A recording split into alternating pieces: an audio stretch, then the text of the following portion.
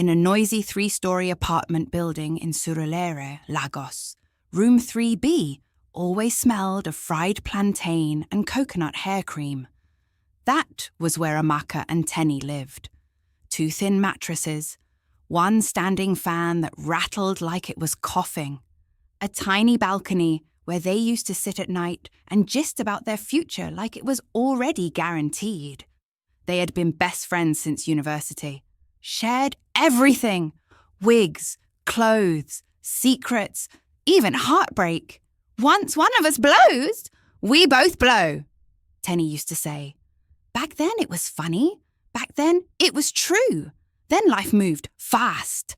Amaka got a remote tech job with a foreign company.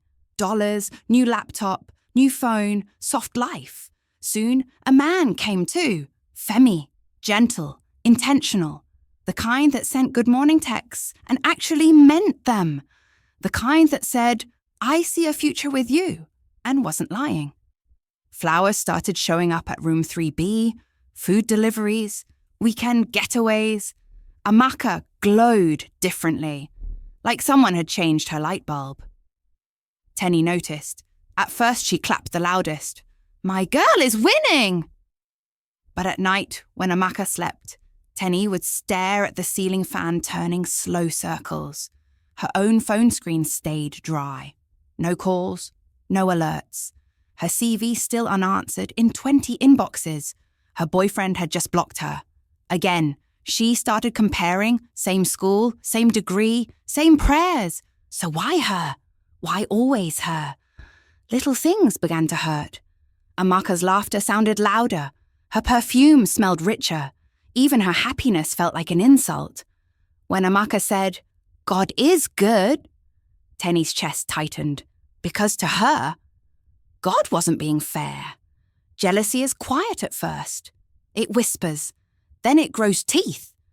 Tenny stopped celebrating her wins, started replying late, rolling her eyes when Amaka mentioned Femi.